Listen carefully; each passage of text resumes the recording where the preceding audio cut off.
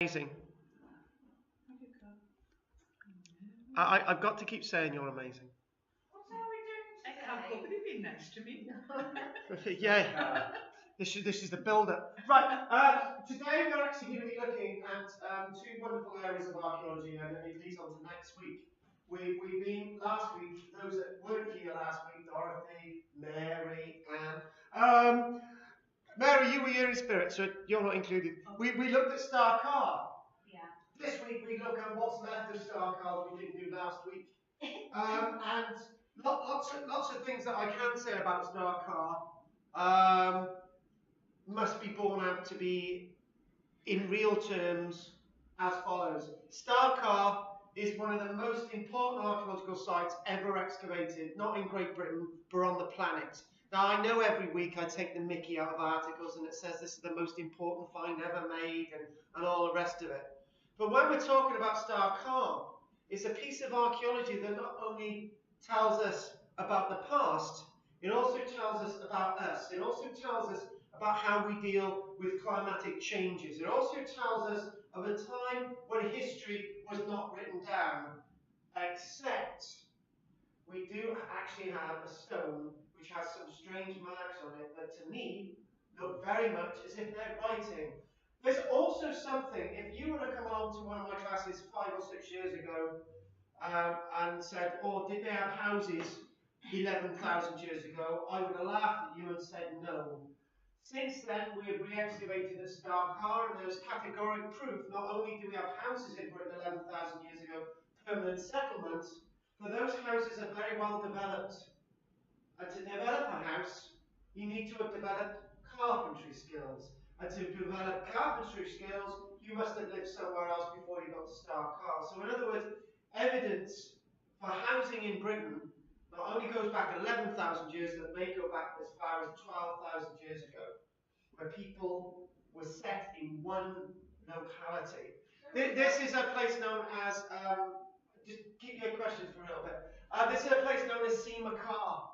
And the site that we're looking at is Carr, but Carr is very nearby. One amazing thing and one tragic thing about Carr is that when the site was originally found in 1947 by an archaeologist known as John Moore, the archaeology was so pristine and perfect. Well, enough said. The archaeologist found it had no credit for his discoveries at all. He had no credit for his work at the site at all. A bigger archaeologist with a name took over the excavations, and Professor Graham Clark, made his life work associated with the discovery of this site that he did not discover. The tragedy is also the second tragedy, not only an archaeologist not being recognised for his initial discovery, the other tragedy is that the archaeology that was there 70 years ago, it's just going into muck. It's not as bad as Somerset. I said this last week. Some of the archaeology stuff is really still well preserved, whereas in Somerset, it's in a really bad state. But at Carr, it's a race against time. Pardon? I'm going to do that now. Carr itself is a site that some of the archaeology is rotting so rapidly that within the case of a decade, it'll be gone. Absolutely gone. This is a site as well that when it was originally found in 1947, excavated then in 1949, 1950, 1951, when it was originally found, the archaeologist Graham Clark got something categorically wrong. He said the site was just 1 acre in area. It was a seasonal site. They only visited it from time to time. It wasn't a permanent site at all. They had no houses back then, and no way. He was an expert. You can't disagree with an expert. But since then, we have found out that the site is not 25 acres in area, it's 25 hectares in area. A hectare is the same size as the area of the Millennium Stadium. Okay? That's how big the site is, but there's 25 of them. And archaeologists have only excavated less than 1 hectare, 24 hectares of land. If archaeologists were to excavate the whole of the site, they'd need to take 5 years, and there'd have to be 1,000 of them, with an aircraft hangar to store all the artifacts in. It's not possible. And even though some of us taxpayers would agree with that expenditure, most people wouldn't. When we've got hospitals to build. So these little artifacts here, there's a little harpoon at the top of the slide, can't really see it. If we, oh, hang on. Little harpoon, you can't really see it, we'll go on to that. These are little bone holes, which are basically there to make holes into leather. Those broken bits of bone are for other purposes as well, not yet identified. These are just some of the tens of thousands of artifacts that have been found on the site. Now, another thing that Graham Clark got, this is just an overview to start off with. Another thing that Graham Clark got completely wrong was this. When he excavated, he said that this settlement was based just over a lake bed. It was just a platform floating over a lake bed, no more than a metre in depth, right? And he said it was all brushwood on it. People went there in the winter months, right, to process fish and all the rest of it. In the summer months, it was so bad because of the rotten smell and the bog dry out and all the rest of it underneath that nobody could live there. But he got it wrong. The brushwood on top of it is not actually the platform. It's the platform is actually underneath. You got that wrong. The brushwood had just fallen down naturally and covered the archaeology. And then the timber underneath was actually the real platform, showing craftsmanship that has been somebody that has trained as a carpenter. Not somebody that picked up a bit of wood and just banging two bits of wood together. No, it's somebody who's actually learned the skill of being a carpenter. I'm sorry, carpentry and all these things are learned skills. It takes time. But he got it wrong. This site was much bigger than he could ever have thought. There's Scarborough. There's Inset Scarborough. 5 miles south of Scarborough is Carr. This area here, where you see the road there running along here, was a huge glacial lake. Massive glacial lake called Lake Flixton.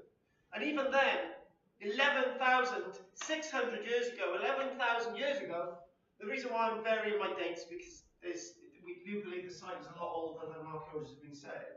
So let's go 11,000 years ago. Ice was still melting. Remember 12,000 years ago, the 12,000 years ago, the glacier still covered most of Britain. It was only just after that the ice started to melt. The ice didn't just disappear like that. It was melting generation after generation after generation. The ice in the Alps is still melting. It takes a long time.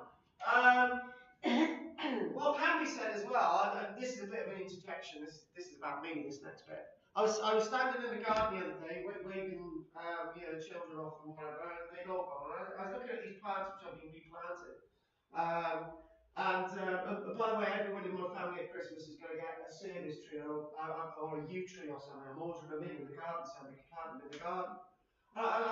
Trees are really in my head lots of times. And I was looking at the garden and thinking, how do trees procreate? Okay, how do they reproduce?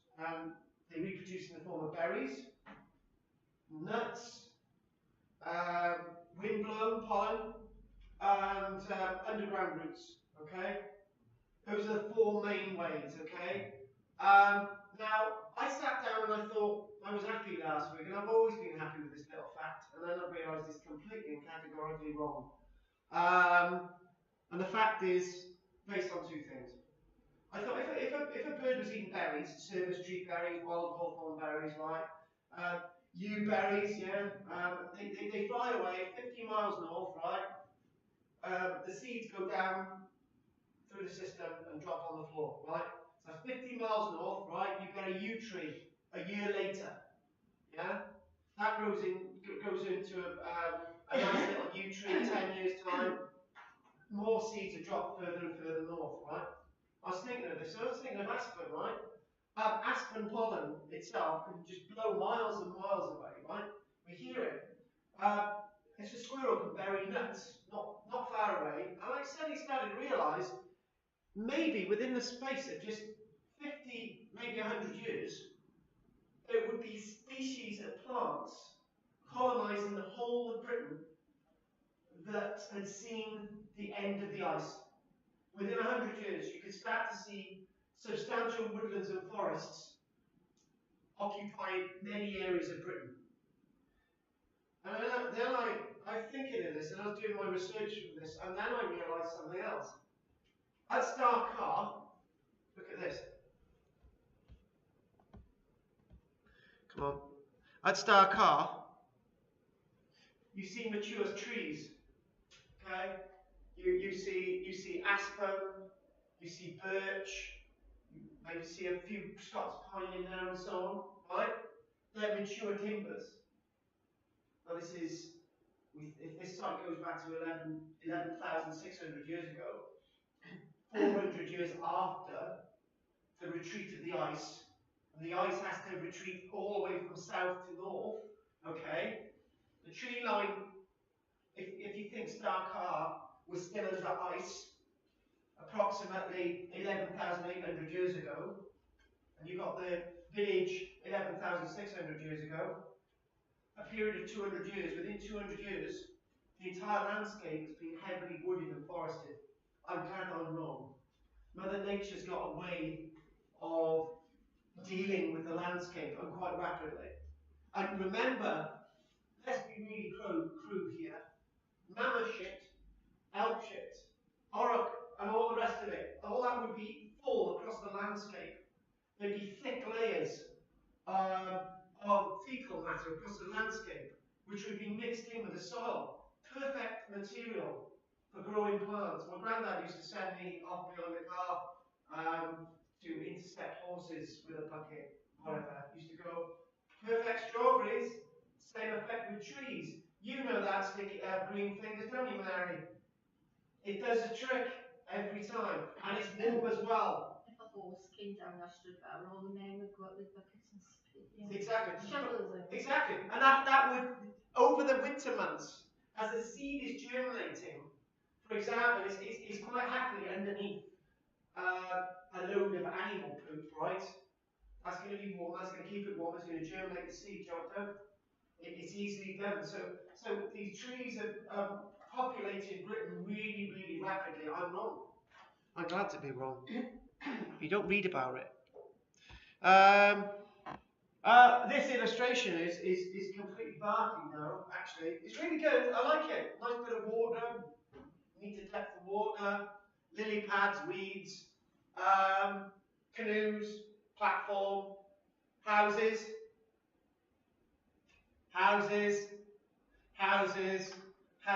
as far as the eye can see. And this settlement at Carr lasted for about 200, maybe 500 years. It was a hell of a big area. Somebody said, oh, well, you know, they couldn't have been living in all 25 hectares at the same time, but they must have been living in a large chunk of it for 200, maybe 500 years. So we've got things completely wrong in archaeology, and it's relearning. And just as a little break in a few moments. Oh, we'll keep that few moments. But before we get there, this is a wonderful little plan. And the reason why this is a wonderful little plan is because of a piece of wood. That there, this is the area of, this is Lake Clipston, right? Full water, right? This area here, all this cross hatch area here, right, is the area of Carr. That's the settlement area. That's a habitable area. All this. That there, those four trenches are what Professor Clark excavated in 1949 to 1951. That little area there. Excavations up to 2010 here. Excavations in the 1980s there. And these little red splodges, they're sontages, excavation pits. As you can see, hardly any of it's been explored at all. And this is one of the most important archaeological resources anywhere on the planet. You see the contours, it's like a very... Raising, yes. Isn't it? Yes.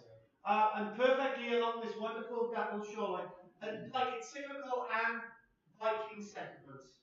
Where you've got harbourage down at the bottom, okay, and you've got more settlements more prominent at the top, okay. So you go with the food first, okay, and then the settlements push up that way. Okay? The reason why I say the Vikings don't turn up for another 10,000 years. So there you go.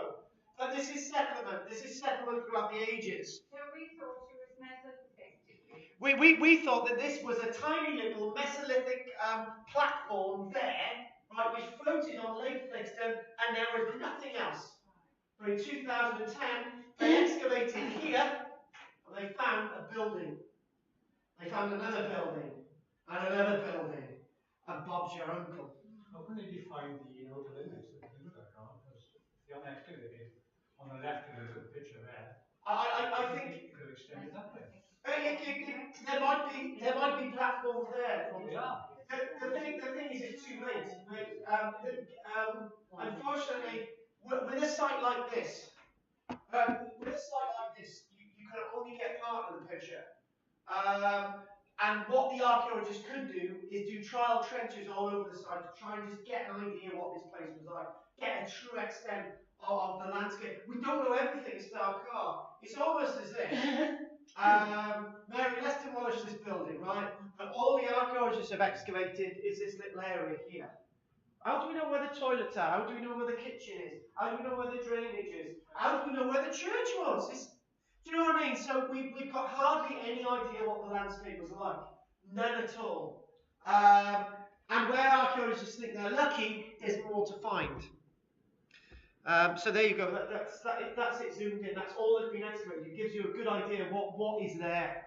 And also, if geophysics, if there are platform settlements here where the former lake bed used to be, geophysics would really struggle to pick them up. So there might be much more around here. That it's really difficult.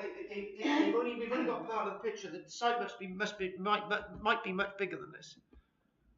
That's what it looks like today. Just an open landscape. The reason why the archaeology is decaying is severalfold. When the archaeologists originally excavated, when Clark originally excavated the archaeology in the late 1940s, early 50s. He may have exposed the timbers to oxygen and started to attack the timbers, right? So when archaeologists got back, they've excavated them and thought, oh, right, that's in a bad state because they've been exposed to oxygen and all the rest of it. But they've excavated other areas that weren't exposed back then, and they're still in the same state. They're deteriorating quite rapidly. Reasons being, the landscape is being drained, partly. Other reasons, pesticides, phosphates going into the land from agricultural activity. Even the activities of the dung of a cow, a modern day cow with all the stuff in their system, would affect the archaeology underneath. And the archaeology underneath is just about a metre in depth. That's where the archaeology is, just a metre below, not 20 metres below. And actually, liquids always go down, so it's going to attack it anyway, so whatever way you look at it. You may think, why haven't they stopped agriculture? Why haven't they done this? Why haven't they done that? Cause and effect. All these things are worth discussing, but this is, I love this illustration because I like illustrations that are completely wrong and I can take the mickey out of them. What's wrong about this illustration is the first things first was where are all the women? The men doing the washing. They look like Aborigines with all those. They're fucking skins being hung, you plonk! No, what's going on? Yes. What's going on with them? That's clothing which we don't really. Obviously, you're looking at this, and the thing that they got totally wrong is that this is such an intense settlement that whilst they're walking outside, the grass is still nicely grown with nice little flowers amongst it. But there is one nice thing about this: surrounded by really nice trees. That looks like a hodgepodge of beech, maybe a few aspen, whatever. But anyway. Idea that they're just camping temporarily. That there's lots wrong with it, which is completely wrong. Yeah. Yes.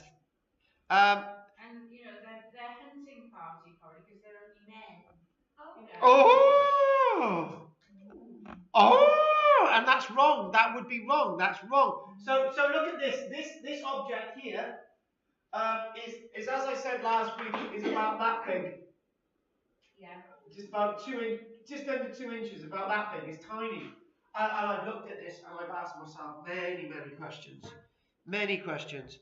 That's how small it is. That's the archaeologist Nikki Milner. She's free and available, Bill, if you want to marry her. And there you go. They're doing microscope analysis on your microscopy, and they're doing petrological analysis. And what this insert is saying is it shows signs of wear, where you can see that this is sort of worn down. But that's not really what I'm interested in. What I'm interested in is this. I'm interested in this here. Well, I'm glad one of you have mentioned that, because what I'm going to do, I'm going to type in the word ogham. And there you go. And here's some ogham images. And look at those there. Look at all those little lines there. This is from 1,200 years ago. And then if we go with this here, hang on. Look at that there. Well, it could be a map, but what you can see here, this artifact, originally the petrological analysis found out that with this shale sort of pendant, somebody had incised this groove across here like this. Those are the first ones on there. And because basically when you do petrological analysis, there's layers of patina, there's layers of build-up, slight build-up, and it's possible to work out what material made those marks on there. Because even iron would leave a signature, a flint would leave a signature. Those grooves then were next, these ones here, and those were next. And then next were these little lines along here, there's a development. But the interesting thing is about this, is whatever way you want to look at is described as being ritualistic, was described as being shamanic. All different words are being used for this artifact, okay? And it's described as a piece of art. This is something that's been created over a period of time by probably different individuals. A woman would make a different impression from a man. A man would make a different impression from a child. Different materials would make different impressions. This has been used over a long period of time, rather than being used as a pendant, maybe being hung on your side. However, you're thinking, this is about 11,000 years old. Why is there nothing like this being found before? I can give a quick, easy answer to that question in 3 ways. Many years ago, this was about 1994, I was running an excavation just outside Cowbridge, and it was really freezing cold, and we were excavating in December, and the ground was frozen, and I told somebody to move a stone and to put it onto the spoil heap, right? And he said, oh, should I just chuck it on there? And I said, yeah, chuck it on there. And as he chucked it on there, a beautiful rim of medieval pottery come detached from the stone, right? Luckily, the rim was fine. But the fact of the matter is, because we didn't check the stone before we moved it, we missed that detail. We could have missed that detail, right? And then years down the line, I go to the excavations at Kirkhead, right? Some of you wouldn't be that day, and they got archaeologists working there, and they got massive piles of Roman tile stacked up beyond the caravan. And I'm looking at some of these tiles thinking, there's finger marks in there, there's maker's marks and all sorts, but the archaeologists completely ignored them as being not important. I've been on other archaeological sites where you look at the spoil heap, you find weird little carved things on stones. Archaeologists just ignore them. By ignoring these secrets from the past, you're ignoring understanding the past. If this is a form of communication, these people were not in history at all. These people were not in prehistory at all. They were in history.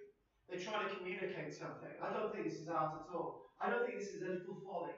If you're going to be a child marking things on a stone, you wouldn't mark things on a stone a couple of weeks later, and a couple of weeks later you do it, just chuck it up, chuck it away. This is something different. Very different. What is a family stone? It looks like a map. Well, it's something that It does look like a map, yes. Oh, I think it's something that needed to be kept. But there might be many of these things. What the hole is a perfectly round hole on this too, isn't it? Yes. That's Yes, it is. There's something that's been around for a while. So what's in a perfect hole like that we made then? Exactly. Depends what the stone is. It's shale. Shale. Yes. When they excavated this, they excavated it in some of the peat, and it looked like a black stone because when shale is damp, it looks black. And that hole, there was a bit of peat in it. They just thought it was like a little thing, and they were just going to chuck it. And then when somebody just rubbed it a little bit, they found these little marks on it. Shale was very brittle though, wasn't it? It is, but this must be a really fine shale like Blue John or something substantial. Look at this now. We've seen this. Here you go. Saw this last week. I've always wanted to make this bigger, but I can't. Right, here we go. Petrological analysis showing. There you go. Blank. First lines. Little lines there. More lines added. Those lines another time. Those lines, those lines, those lines, those lines. See, the lines are being added in specific areas at specific times. Family tree. If a child was doing it, Family tree. No, it's not trying, no.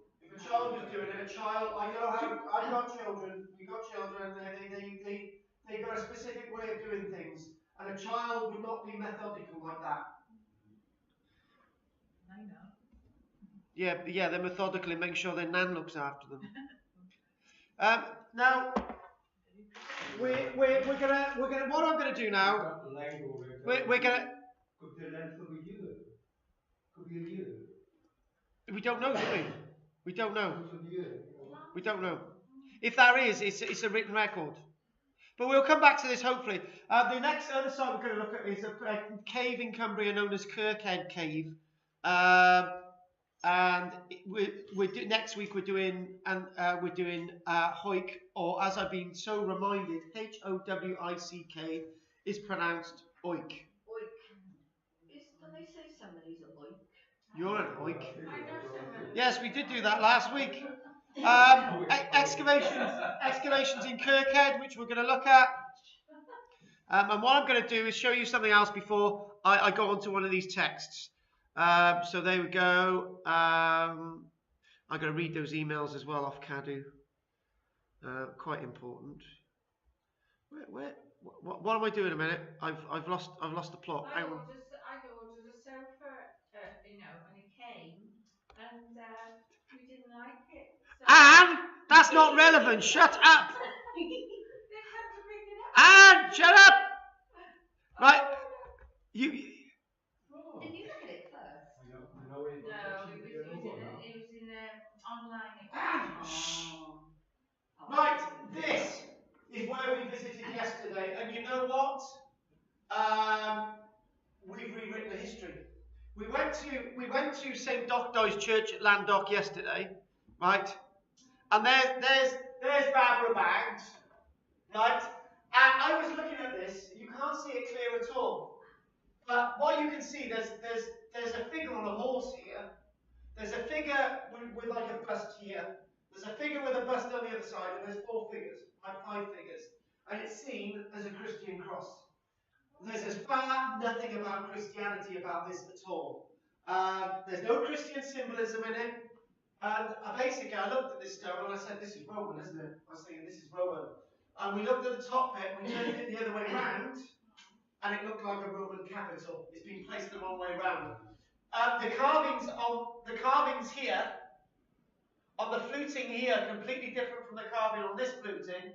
And this is completely different from this. Okay? This has got 4 panels, and this is very irregular, but this is very regular. This is completely differently carved than this. It's also on an area where all the graves there are subsiding, right? Modern graves. If that had been there 1,300 years, right, you wouldn't be able to see it.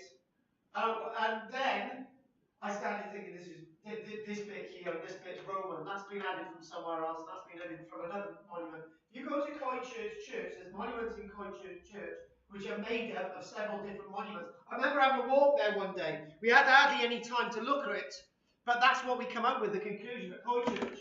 One amazing thing with this is that we started looking at it, and and this is science coming in, right? This is just mine.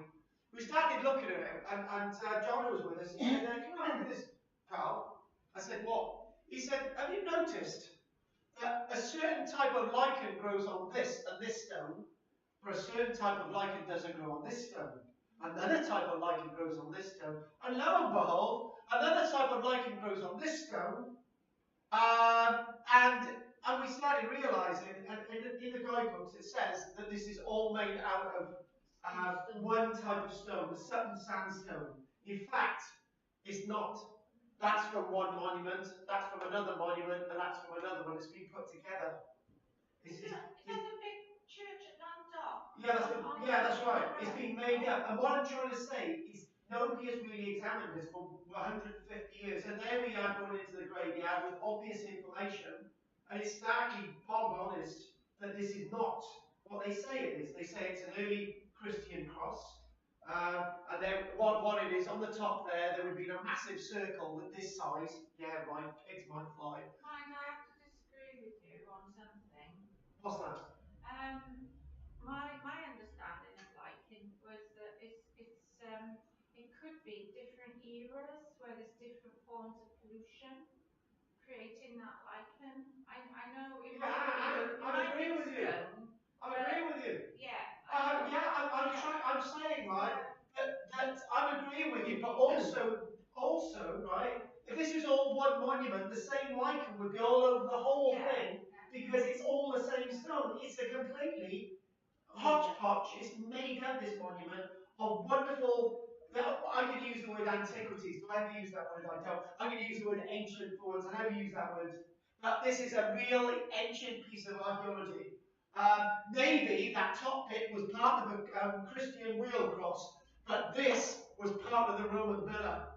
And this was off another monument. You've got to see it to believe it. And we got so excited. In the pouring rain yesterday, eating bad was nuts. Oh. Good old Barbara.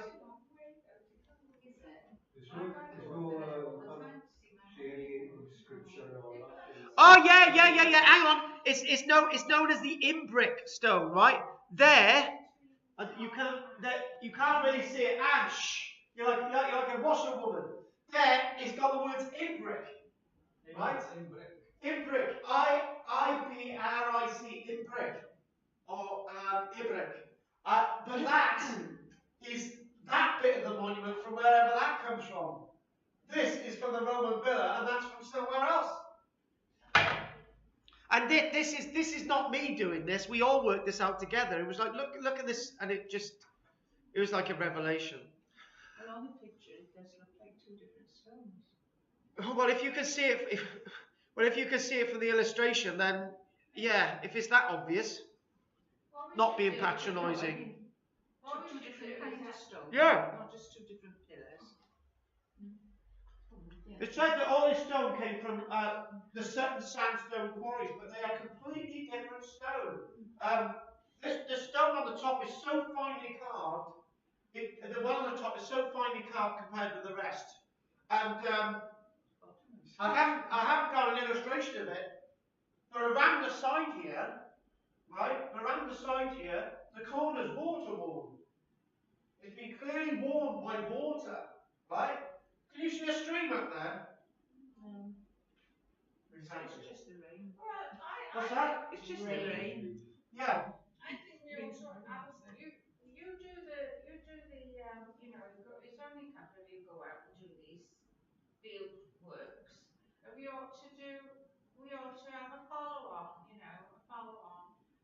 if we think it's worth going. We should go. Yeah, I completely agree. I tell you what, the unfortunate story is because we visit so many different places, we find so many unusual things, and it's just that we just don't have the time. Well, no, I mean, we'll do it, Instead of classroom then. What's that? Do it instead of classroom. Exactly. All jump in my car. Do you want us to have another break or not? Another break. I tell you what, this is a silly time to have a break, so we'll have a very quick break, please. I want to mention, if there's nobody else going on Saturday, right, that's fair enough. If anyone was interested in ordering a t-shirt, then £12. And the other thing as well is any memberships. And finally, the walk tomorrow is Langford Major Church. No, start again. Langford Major Town Hall, and we're going around the church and Langford Major 7:15. And next Wednesday, if anyone's interested, right, can't say any more about that. Right, anyway, let's have a break. It's a mystery trip. Yes. Nobody comes on a Wednesday afternoon anyway, do they? But if they do, let me know. 2:15 Sunny Church. Right, break! You must have thought of this at the time you decided to use the logo on the video. Yeah, I think we did. A Northern Irish can note. Oh, there's lovely. You want to keep that? Well, I was going to offer it to him. Oh, It's legal tender. it's over here. Northern Ireland's fine, isn't it? That's Ben.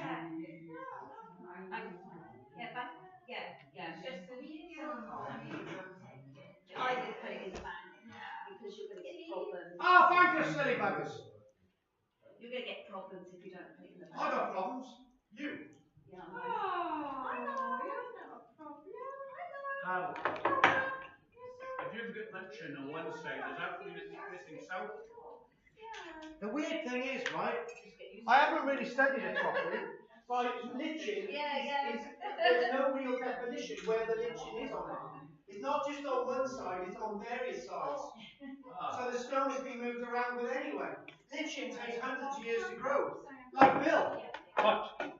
You've taken hundreds of years to grow, haven't you? On my stage, we say like gun. What do you say? Like I've just put it in there, yeah. It's only me. And the water. This is Glenn does Because I had mine in What the hell's that? That's a 10 turn up from oh, is Ireland. it? No, the west side. There's your back of right in there. That's your turn here. Burn your shit in herd. Darcy, you can starve. With the post office, but And there's no herd here near. I had euros. You can just turn.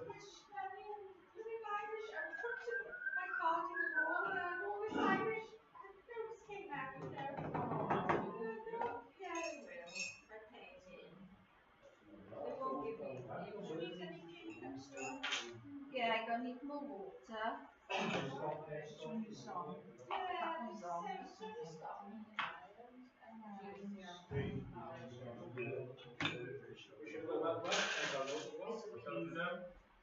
Oh, Welsh Champagne Road. There's no Welsh bank. used to be. Oh. On the wheels, remember Junior Park? Yeah, I thought was he still going? That's why they let us off. They probably had to meet it now, just so they got compensation, you know. I had a bank account with the Bank of Credit and Commerce International. Is that yours? Yes. Oh, right. Why did I think that's Glenda's? She got it was a tea bag in it. You okay? Oh, wait, it could be no good, isn't it? Oh right. Central Manchester. I got a load of emails off Cadu. Yeah, I've got 3 on my computer I haven't read. What's that? Did you get those pictures on email on Manchester and Iona? Yeah, I got them. Thank you very much. I got them. Thank you. Thanks. I got them. Yeah, so in the middle of Manchester. Are you still there, Michelle? All right. So you sound happy. Oh, good. Oh, by the way, Cadu has said that we can go into the bath free of charge. The bath free of charge. Yeah, they've approved it. No, that's Yeah, take them out. Yeah, so that's good, isn't it? So that'll be something extra. You could take them out. Can I take Yeah. your system out? Yeah. Oh, it sounds busy where you are anyway. Oh, Granny's not around. She only was asking when standard electric sound in the shop. It's very good. He asked me to ask you whether he should get it. Well, yeah, he's not daft, yeah.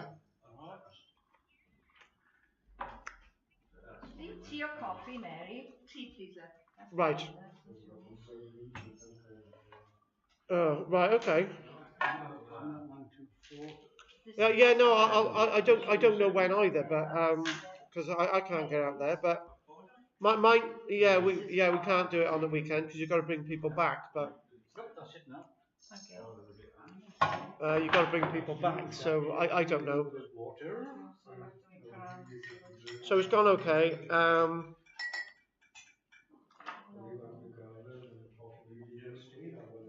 Right, here we go. Cadw have replied. They said about Glanamore, they said activities such as litter picking, which do not involve any disturbance, damage, or activity scheduled on Ancient Monument, are unlikely to require scheduled consent. So basically, anything that's unintrusive. Yeah. So that. Yeah, that's what we said. Oh, and also they replied about Boverton. They said, thank you for your email advising Cadw of unauthorised metal detector on scheduled ancient monument. I have recorded this unlawful activity in our site file and added it to our damage ledger. Please can you ask your student to contact me to confirm if the incident was reported to the police and an incident number generated. So basically, every time we get one of these now, we've got to report metal detector enthusiasts to the police. And Cadw have said, I have been passed your email about your educational visit to Killeen. This won't be a problem and custodians at the site are expecting you. Killeen is a non-charging site and so there are no charges for your Saturday educational visit.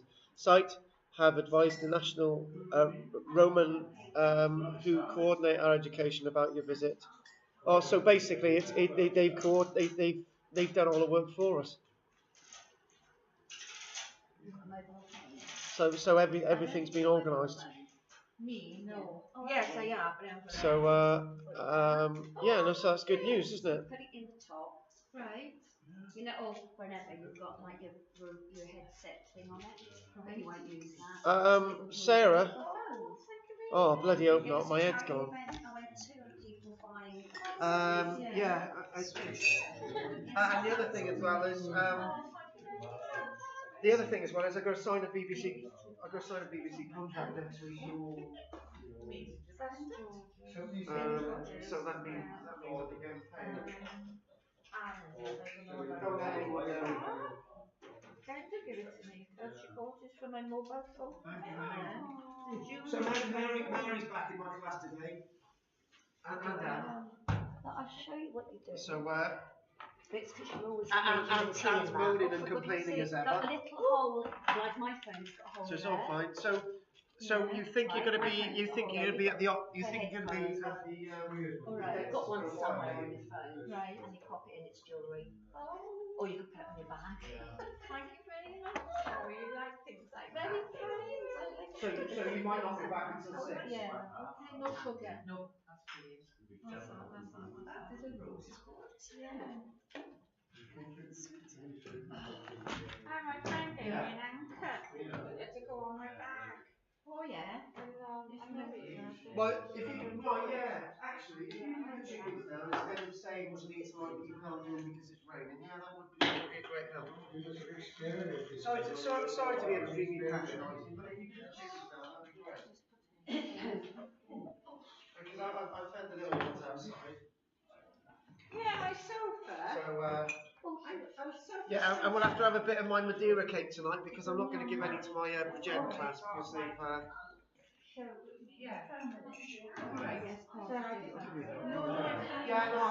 on my break now. Is that Michelle?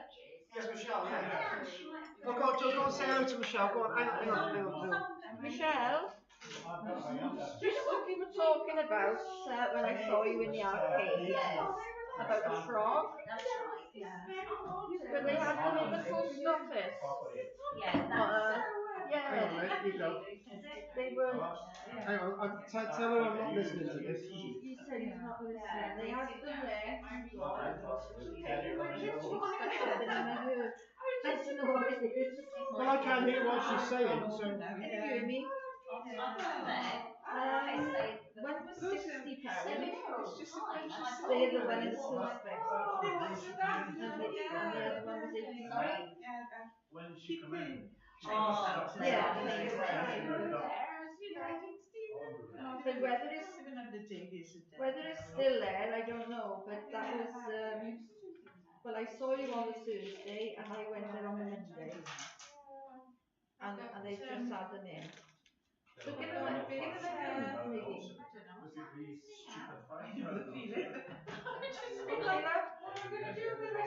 Back over to me. Hello, lovely. I have no idea what the hell that was on. I've put the things in here. So yeah, so I got Madeira cake when we get back. So, all right then, give my love to Puddle then. So and can you do me a favour? You know when you go to the allotment now. You know when you go to the allotment, yeah.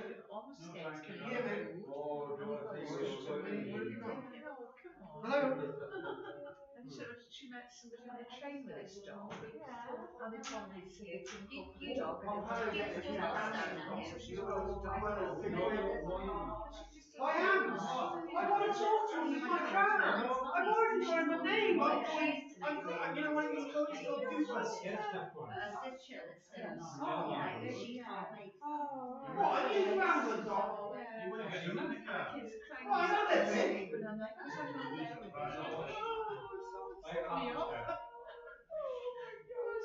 No, I didn't tell Michelle you're not letting me have one. I just think you found the dog in the corner there, apparently. But yeah, Can you read it?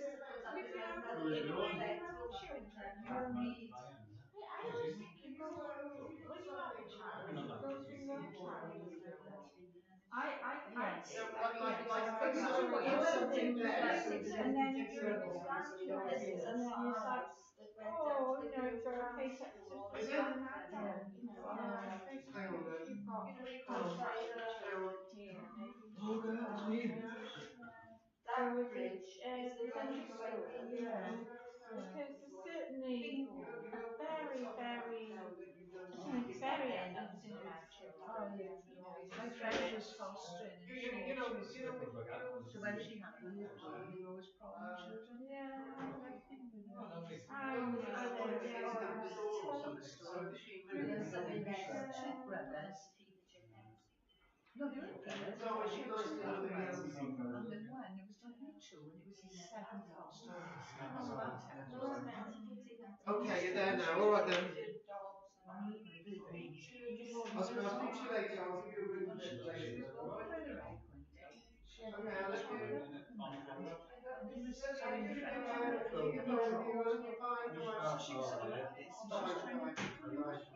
You shouldn't leave him really. Put it on Facebook. Oh yeah, Straight over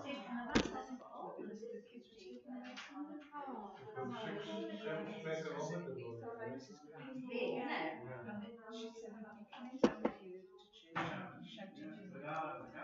So he lost her in a hospital. He was his eighth foster placement and he wasn't two. And he couldn't see that. I would go home and ask it on our conscience. Yeah. She bothered to find The out. trouble is, there's information that people don't realise what affects Well, what are we doing money-wise this week? what your actions do. No, that was what I did. Because they're so proactive. There's an old one from Cornwall. Yeah, but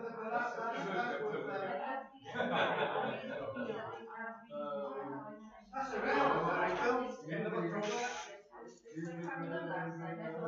Right. Dorothy, what's this money here? My fiver, my donation, and my tea. Oh my God, that's a 2018 one. That's worth a fortune. Yes. Yeah. The check up in the old ones. Well, Dorothy, you should have already got them out. Thank you, Mary. oh, Yeah. is that you? Yes. Yes. Oh, Yes. Sometimes wonder if there's any better now. Yeah. Hey, what's that? Church there.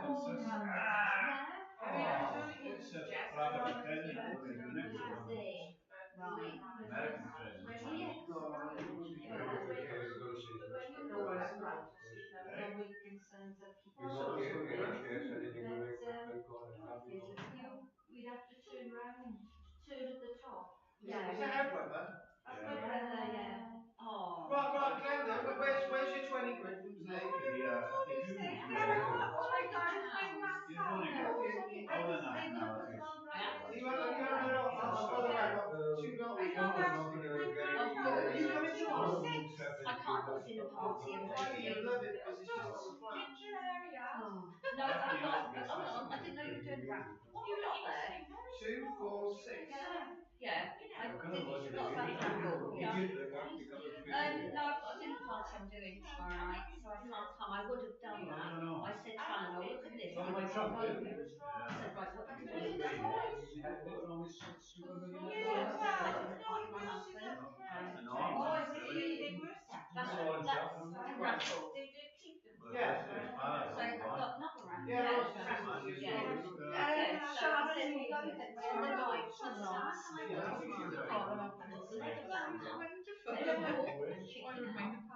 Yeah, well, I'll ask her.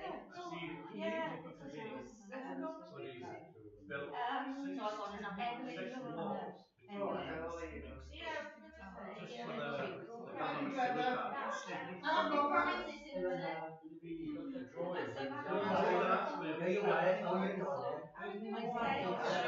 Hey, you've got...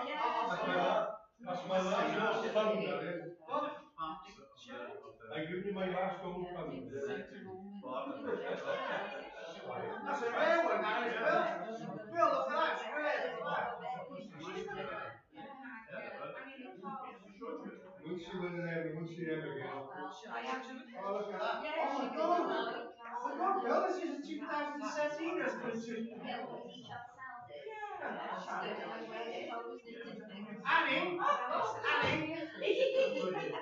got a request to make. I told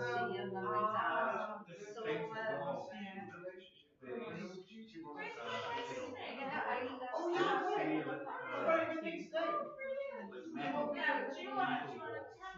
How am I going to get rid of it? Or I'm going to put it in I got my my kids today. brother's cupboard at England. So you're having a raffle, are you? Walls with finished And I don't get tickets. I don't get tickets now. Yes, you get a You raffle. can see it from the bottom of the house. And my star has your confidence. It's like a Go there and see which one yeah, you think. this is by the Six big pictures wall. we have to The the big wall. wall. That's the top of but I'm not. the top of my field. Oh yeah. No, but So this is by the Hampton is James good. There's Agree. and all the fields. And what you pay? In one of the agenda, you can see it. There was an area yeah, well, I find the agenda and When he the planted nearest it, grammar school he is said, in when the you got that is in a field there. That was no. I don't know what they'll think about it. And I've got your ring. Yeah. Hang on, no, you've got to stay there. Look at the ring. Wow, look at that little Yeah, it's a ring of hand. It's a friendship love ring. Bravo. Yeah. She's not that. Look at that ring I bought Anne there. It's beautiful, isn't it? Yeah. There's a story to this. It's been putting up with me for all these years. Yeah. I know, it's no use. Well, Anne, darling, watch this. Anne, get your finger out, Anne. You know what? And get your When finger you look back, Anne, looks back Sorry. at my photographs. this is supposed to be a moment. And I look back, you do, don't you? Anne, this is for all the love and affection that you've given me. And the moments of great chastity we have resolved in our giving. I'll look for them off for you. It ain't got a hallmark. I'm going to give it to her. Come on. Oh, right, okay.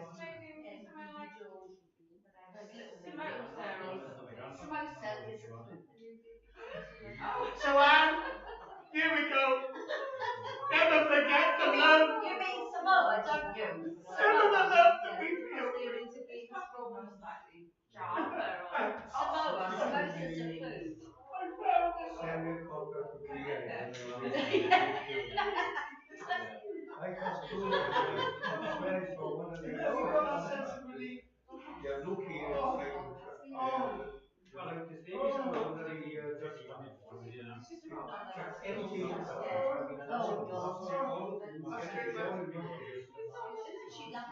Hey, next to you.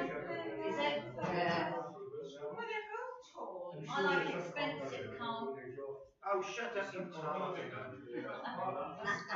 I bought this, well, I had to buy it, but it was only silver. My husband made it for me, and it was engraved in a barrel. Like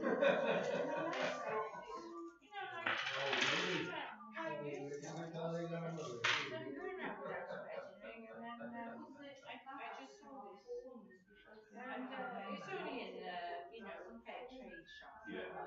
So it's a foreign one with a bit of. It's the silver. Well, and that's not real gold. It was one of those, one of the islands around out there. I've seen a gardening magazine, and there's a photo. I love that one.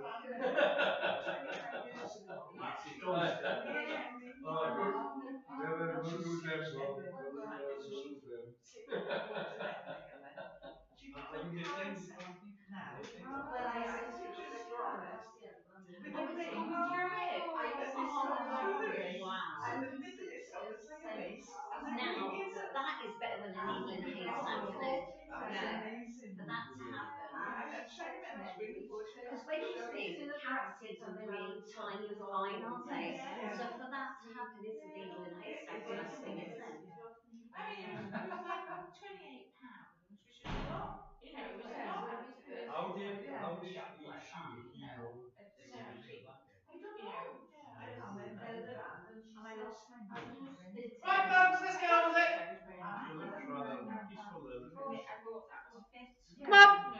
And stop talking. I know that's difficult for you. I've decided that David Rees-Mogg is a wonderful What? I love her talking. She's interesting.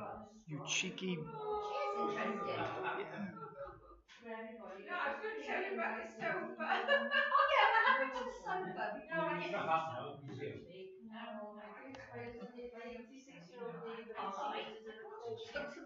You can see that's your brother. Yes, Definitely your brother. he told us he. Right, okay. But like they were in when he was there now. He's the best. He didn't have long trousers. He went way down. Oh shit. Right. Oh, do you want to see my granddaughter? Hang on a minute. Come on. She's cute. Who did the act? Who did the act? Not the Auntie, my daughter's Auntie Charlotte. And obviously that's a handless top, yeah. If you don't go off, A handless top. A handless top. They're into Game of Thrones, see, so they knitted her. Oh right. Yeah. We wondered why that was. Mind you, I haven't seen a pink foot. Oh. I always find it. Right. Oh, that might be out as big as it would go. Right. Okay, folks. I had this in house for my 60th birthday. Now. There's one of these. Oh.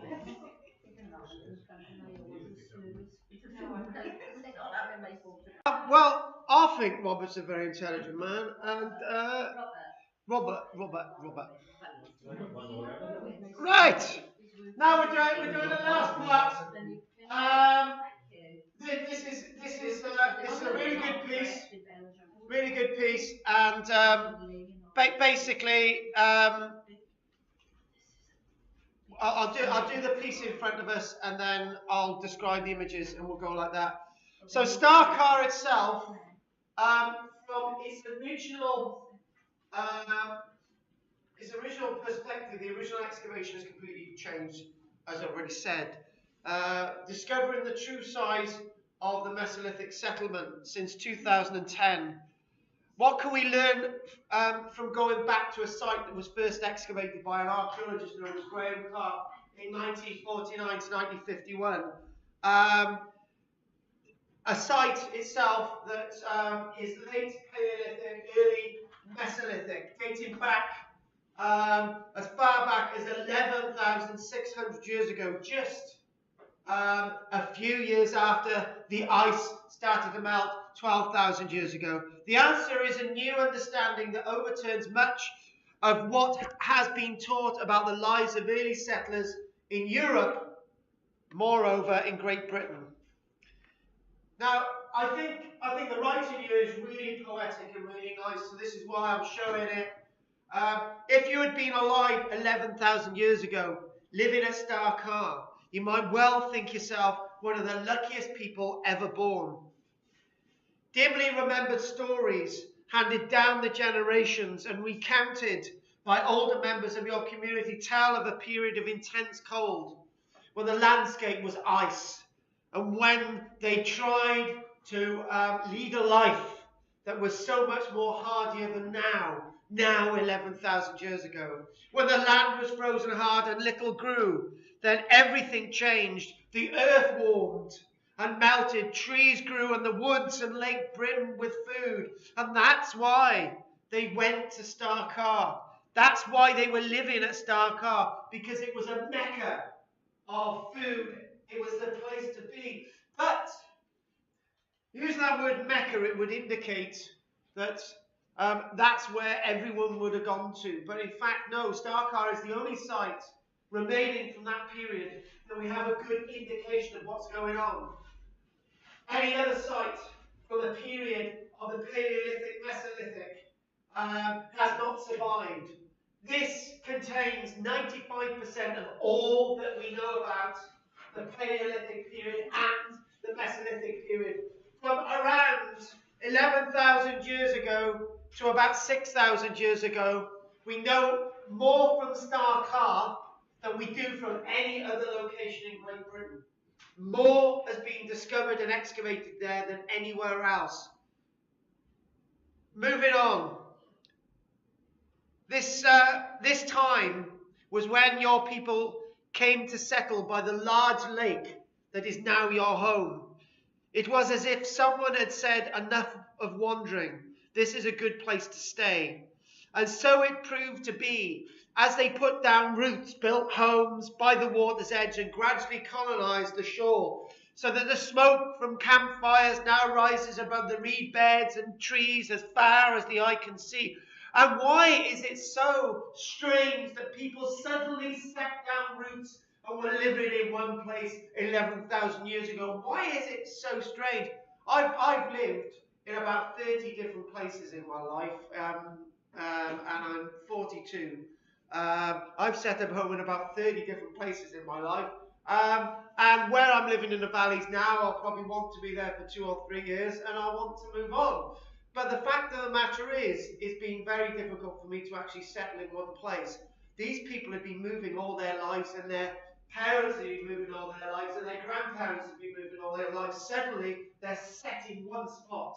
However, that's not exactly the true picture. The true picture is that they must have lived somewhere else, settled before they got to Carr, to learn all these skills. You could only learn carpentry skills if you were in one spot for long enough. So Carr is not the be-all and end-all. It's the best that we've found, and it's the best that we've got. Such a scenario for this period, 11,000 years ago. Let's get rid of the date Mesolithic and Paleolithic now. Let's just think of the words 11,000 years ago. Would have been dismissed as fanciful. Having settlements 11,000 years ago is something that archaeologists a decade ago would have laughed at. Now we know it's archaeological fact. Tundra conditions prevailed in North Europe as far ago as 11,000 years ago, but the landscape was warming up. New animals were coming in. Climatic conditions. Everything that we know about from Carr is something that we can think and learn from today. By learning from the past, you're not doomed to make the mistakes of the past. This thing about birch trees and pine and aspen being found in the archaeological excavation at Carr is very important in the fact that the trees really loved Britain and colonised it because the land was so rich. Remember, for thousands of years, Britain had been a frozen landscape where animals would wander across and leave their droppings. And now the landscape is warming up, and now those droppings are the home for varying little insects and trees to grow. This landscape in the Vale of Pickering, a place known as Lake Flixton, we know about this landscape due to various fieldwork. The fieldwork first undertaken by an amateur archaeologist known as John Moore. His name is not given credit for the discovery of this site at all. John Moore actually augured the site, basically taking samples through the mud, and he first realised those little grey lines in the augury are actually glacial meltwater, and actually started finding timber and all sorts of stuff around the site, and then he discovered our site of Star Carr. But somebody, alas, took all the glory. As we know from the original Clark excavations, we know that the site is now 100 times larger than the archaeologist Clark ever perceived back with his excavation report back in 1954. Everyone knows that Mesolithic people were highly mobile, moving about the landscape in small bands of 2 or 3 families. Talk of houses, settlement, and putting down roots. That could never have happened, but now we know it did happen. It's archaeological facts.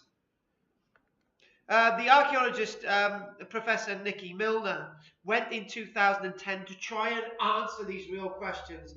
Did people really live in one spot in the past? Was the archaeologist, Professor Clark, wrong in the 1950s when he said they were only there for a short time and then they went elsewhere? They really wanted facts. They had no idea that they would find the settlement, which was absolutely huge. In fact, this settlement is the size of Cowbridge. It's huge, absolutely massive. For a Mesolithic, Paleolithic settlement back then, it's absolutely huge site. There must have been so much food there that people were living there. That's the point. You can only live in a spot when you've got so much food. If any of you have ever seen any of these zombie disaster movies, right? They always raid a shop and they eat off the proceeds of a supermarket for a year, and then they've got nothing else to eat. Okay? This is not a disaster movie. This is where food comes to you. It visits you. The deer come to you. They see the lush landscape. They live alongside you. Wild boar, for example. It's all there. The fish are all there. Hidden beneath thick deposits of waterlogged peat, protected the normally perishable remains of Mesolithic wood and plants and animal products. All this was actually discovered. All this was actually found. They also found the earliest known houses in Britain. Again, this thing about a house. These are the place where the earliest found houses in Britain actually come from. Next week, when we do Oik, you'll see a very early settlement indeed. But Oik isn't as old as this settlement. This landscape, they lived there for a long period of time. They didn't just live there for a week or a month. They lived there year after year after year. Not all Mesolithic, Paleolithic people were wandering, always moving on to a new source of food. Some pioneering groups invested significant amount of time and labour in building long-lasting structures in favoured landscape settings. And I think that underplays the sense of labour and time. There's the green and pleasant land of the Vale of Pickering's day, once a shallow lake, measuring some 5 kilometres in width and 3 kilometres in breadth. That lake itself, that lost lake, must contain so much archaeology that we can only dream about. The inhabitants of Star Carr would be puzzled if told that the flat rectilinear fields that fill the landscape today were the site of his or her home. Peat, made up of partially decomposed plant material, the remains of sedges and reeds, falling leaves, herbs and aquatic plants, has remade the former landscape, turning it from open water fringed by swamp and woodland into pasture and plough soil. 1947, John Moore, a keen amateur archaeologist and member of the Scarborough District Archaeological Society, was walking in these fields when he spotted a single flint blade in a recently cut ditch. Drainage ditch. He found this site by complete accident. The thing is, if we had the technology 70 years ago, many more of these sites would have been found. But unfortunately, because of the rush for agriculture, the Second World War would have done a lot of damage to the landscape. former land that had never been ploughed since the medieval period was now being ploughed. All that stuff being churned up, all that bogland landscape being drained and all the rest of it, all due down to the Second World War, because we had to grow those crops. And then going into about 1947, when the landscape was even more drained, we could have found a lot more, but unfortunately, this is what we found in 1947. Though we're lucky enough, even if we had found more then, we wouldn't have been able to do much with it anyway. The following year, he returned to the same spot to excavate Flixton Island site. There he discovered a dense concentration of early Mesolithic flint, the first hint of more substantial prehistoric activity in the area. And that's basically an auger. And what an auger is to actually get a sample from the soil. Augering, well, archaeologists from the Vale of Pickering Research Trust survey the topography of the lake bed. That layered sediment cores preserve the remains of plant, insects, and aquatic wildlife. All clues to the environment. And that there, all that grey stuff there, that's the glacial meltwater there, down there. That grey stuff. That's all the glacial clays left out by the last glaciation. That was when the ice was there 12,000 years ago. And then this is when there was a great lake, and all these sediments there as the lake is being filled in naturally. How deep would that? It's only a metre. The shoreline, the shallow area of Lake Flixton was about a metre and a half deep. That's all. So you can imagine as it starts to get choked with all this, because what's happening is the lake's being filled in with all the glacial meltwater sediment, and also people farming in the upland areas. All that stuff over 2, 3, 4, 500 years clogs up this entire valley, and humans live in there. It's all clogged up. When the fish start to go, the people start to go, and then that's when Carr was simply abandoned, because there's no need to be living there. Yeah. Then 1,000 years back, hunter-gathering had moved into farming. Too simplistic to think that they said it's Carr because it was a very rich fertile land. Why not? No, I'm saying this is. I know some of you don't like me using this word, but it's a mecca of everything. It's a Garden of Eden of everything. It's suddenly this is the place where everything kicks off. So fertility must be one of the main factors. Well, populations only grow when you've got the ability to feed, except if you're in Africa. But that's another story altogether. People have children in Africa when you see all these famines, but up until that famine, they was rich and plenty. Okay, children are able to survive and so on, and then they're hit by a famine, and everything goes pear-shaped. But this is a similar aspect, but it's slightly different because these people are in the northern hemisphere, and they've got plenty. They got plenty on their doorstep. They got the fish there. They got the deer there. They've got all the other animals there. Do you think that's how people get clay? Is that how people get clay? They dig it up? Yeah, clay pits. Anyway, the augering. By this time, he had found another site. He'd found several localities, which he excavated in 1948. News of Moore's work then reached a certain Dr. Godwin at Cambridge University and a Dr. Clapham at Sheffield, who were looking for sites from which to take pollen cores as part of their study of late Paleolithic and early Mesolithic vegetation. Godwin in turn tipped off his Cambridge colleague to be Professor Graham Clark, who was looking for a Mesolithic site with well-preserved organic remains to study. When Clark wrote to him, Moore confirmed that he had found antler and bone.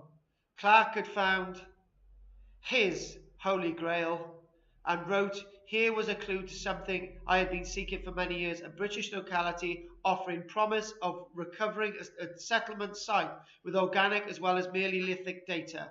And then the star of John Moore disappears.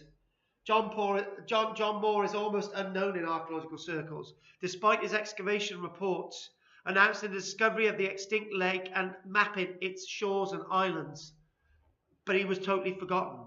Graham Clark is a man of almost mythical status in the minds of many archaeologists.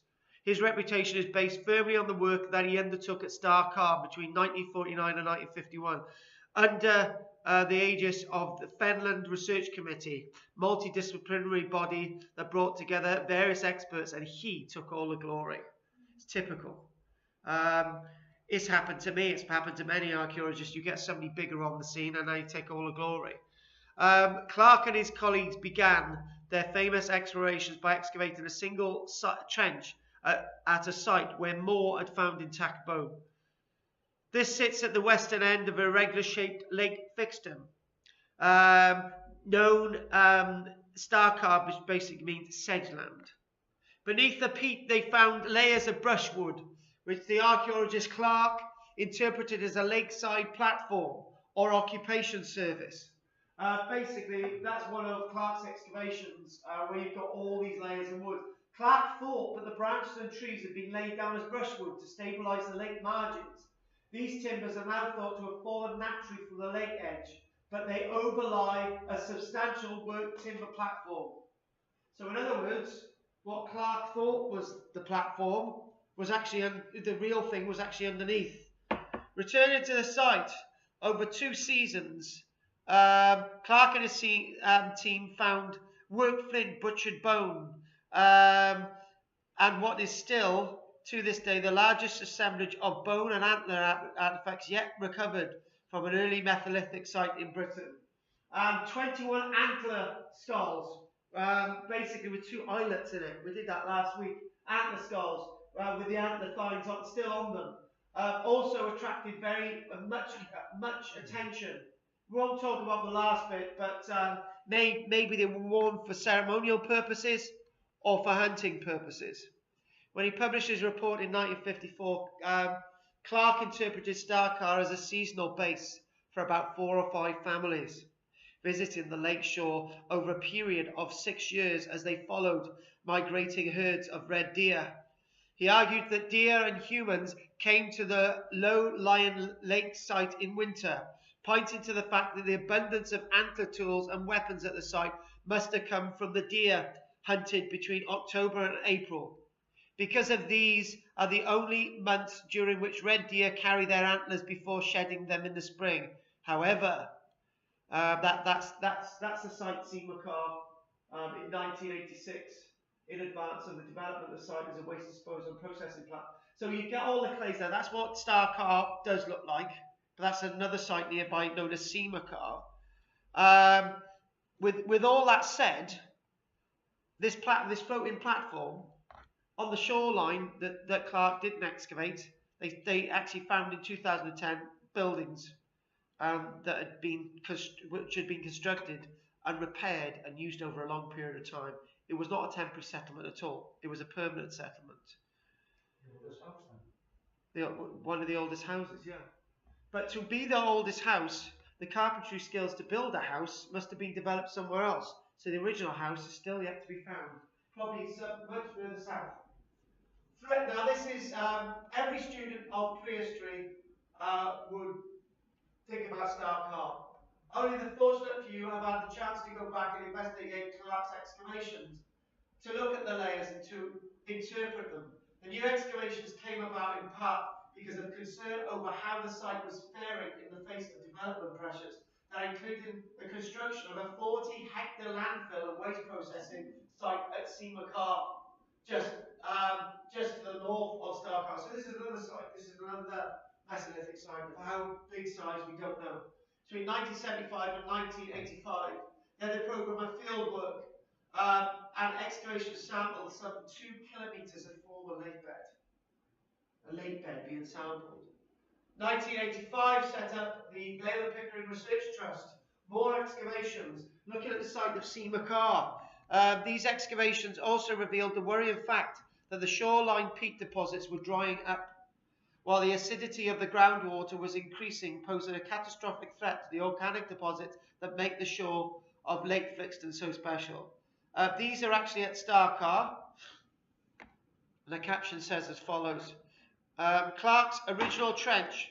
That's his original trench. That timber there is that timber there.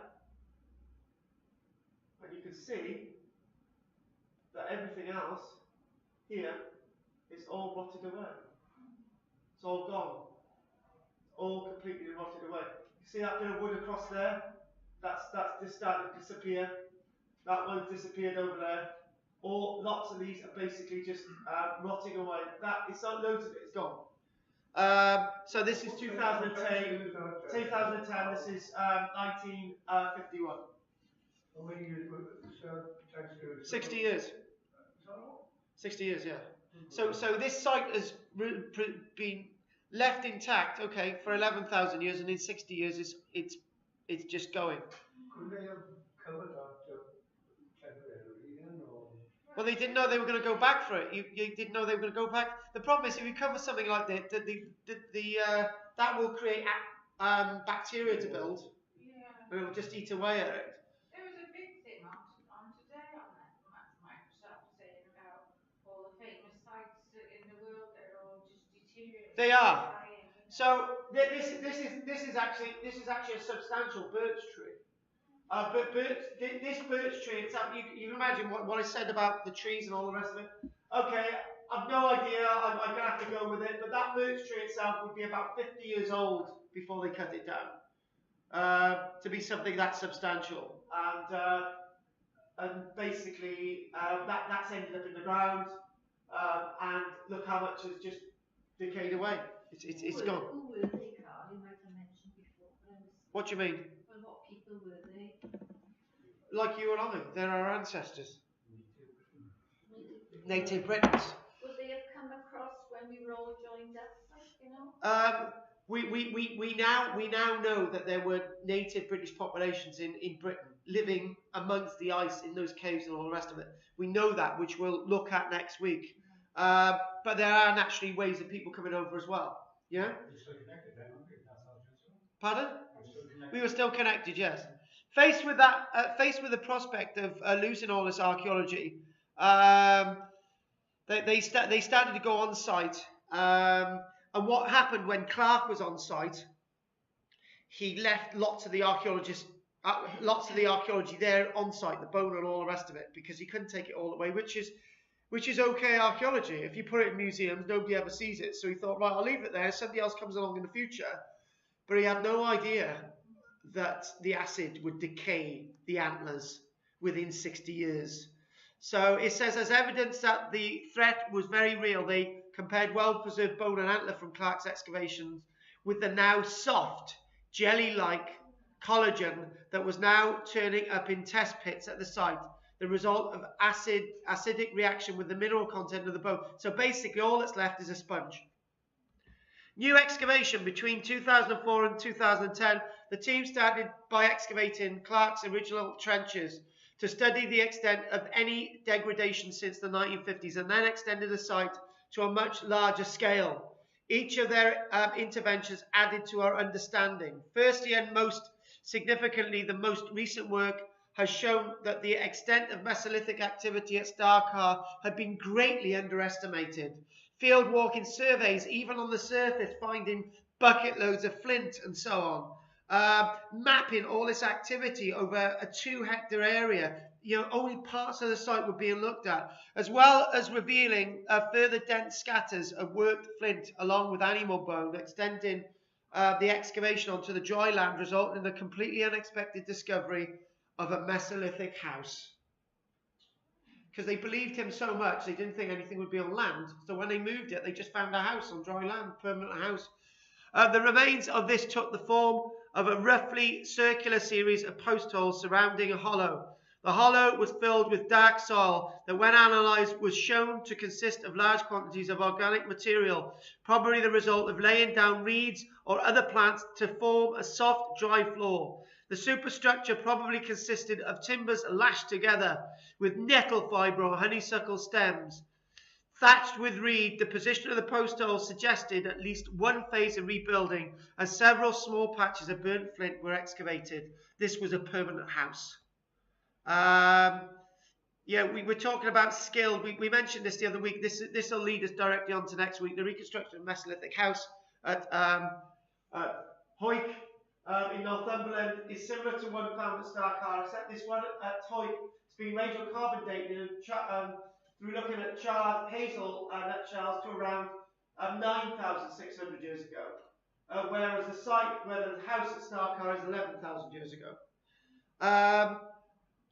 we're gonna finish in about a minute or so, but because we've got to get back. But skilled carpenters. This is the last point. Down on the shoreline, evidence of a sophisticated carpentry began to emerge as new timbers were revealed. Each of the posts for the 1985 excavations has found sections of what appears to be a well-built platform or trackway extended along the shore. So what we got duckboarding along the shore as well. So we've got houses, dry land, we got this platform in the lake, and we got duckboarding along the shoreline. Great. This was made from planks that had been split or hewn from a much larger pieces of wood, such as tree trunks or large branches, by hammering wedges into the wood.